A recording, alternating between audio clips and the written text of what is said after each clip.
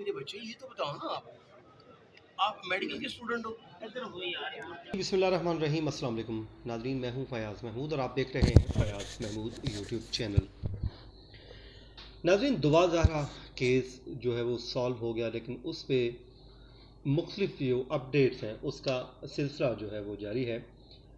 बज़ाहिर ये केस ख़त्म हो गया है, लेकिन इस केस में अभी तक बहुत सी चीज़ें जो हैं वो सॉल्व होना बाकी हैं। कुछ सवालात थे आपके जहन में कि दुआ ज़हरा और ज़हीर का आपस में रब्ता कैसे हुआ, तो उस पर अब पहली बार उसके वालिद यानी कि मेहदी काज़मी की जानिब से बाज़ाब्ता तौर पर बता दिया गया है कि रब्ता कैसे हुआ था। दूसरा, कुछ दुआ ज़हरा ने 3 संगीन नौइयत के अपने ही वालिद के ऊपर इल्ज़ामात आयद किए और अब उन इल्ज़ामात का भी उसके वालिद ने जवाब दे दिया है। ज़ाहिर है, जब ये मामला चल रहा था तो वो खामोशी से सुन रहे थे और उनकी एक ही कोशिश थी कि उनकी जो बेटी है वो किस तरीके से वापस आ जाए।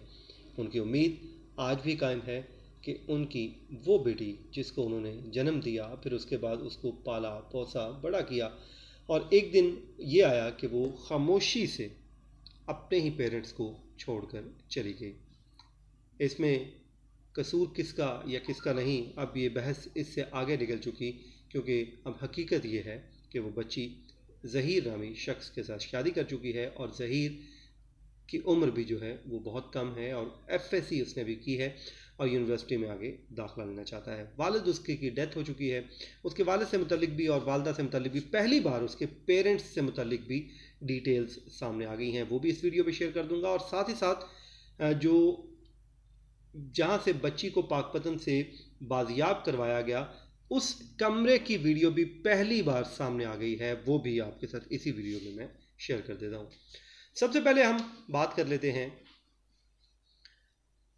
जो वीडियो है उसके मुताबिक जी देखा जा सकता है कि वीडियो में कि दुआ और ज़हीर एक कमरे में बैठे हुए हैं और वहाँ पर उनके साथ एक सादा लिबास में मौजूद पुलिस एहलकार भी बैठा हुआ है। दुआ ज़हरा पाकपतन का जो इलाका है 40 SP वहाँ से बरामद हुई है। ये गांव का एरिया है जहाँ से ये चली गई थी और वहाँ से बरामद हुई है। और उसके बाद पुलिस कहती है कि जब हमने छापा मारा ज़हीर के चचा जहांगीर के घर पर, तो उसने हमें बताया कि दुआ और ज़हीर उसके भाई बशीर के घर पर मौजूद हैं।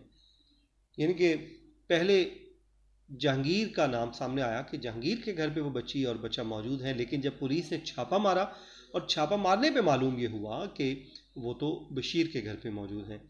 उसके बाद नाज़रीन, जो इन्फॉर्मेशन ये सामने आई है कि पुलिस कैसे पहुंची, तो पुलिस ने जो IG सिंध पुलिस हैं उन्होंने लाहौर पुलिस के जो कांस्टेबल हैं उसके लिए 1 लाख रुपए का इनाम का ऐलान किया है। वो इनाम क्यों किया है कि जिस दिन ये बच्ची और बच्चा लाहौर में हरासा करने के ख़िलाफ़ केस में सामने आए थे, तो उस पुलिस एहलकार ने, हेड कांस्टेबल ने अपने आला हुक्काम को बता दिया था कि ये लड़की और लड़का लाहौर की अदालत में पेश हुए थे।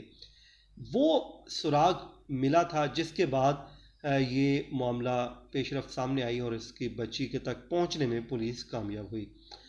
अब आ जाएं जी, बात कर लेते हैं कि जो लड़का है उसके पेरेंट्स की।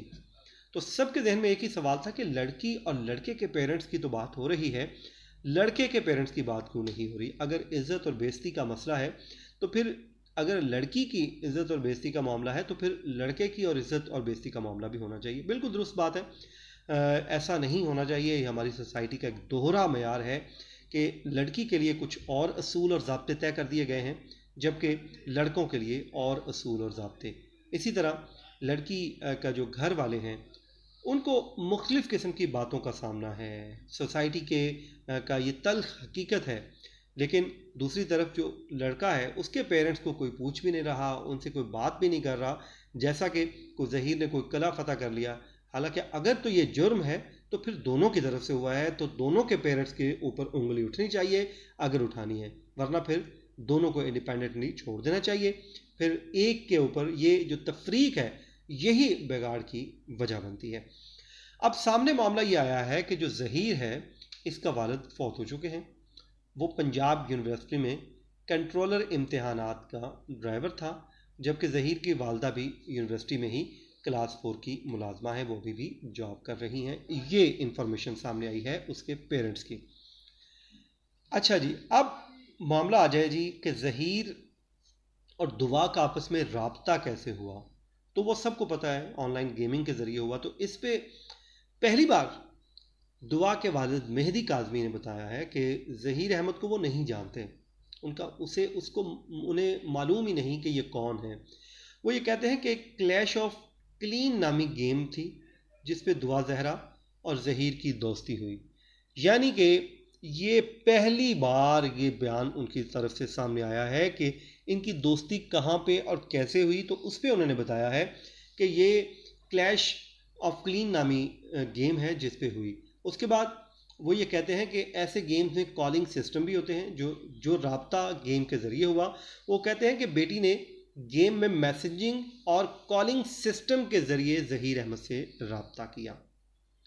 यानी कि अब ये बात इस्टेब्लिश हो गई कि इनका जो राब्ता कैसे होता है। वो ये कहते हैं कि क्लैश ऑफ नामी गेम है और उस गेम में जो सिस्टम था मैसेजिंग और कॉलिंग सिस्टम का, उसके ज़रिए इन दोनों के दरमियान राब्ता हुआ।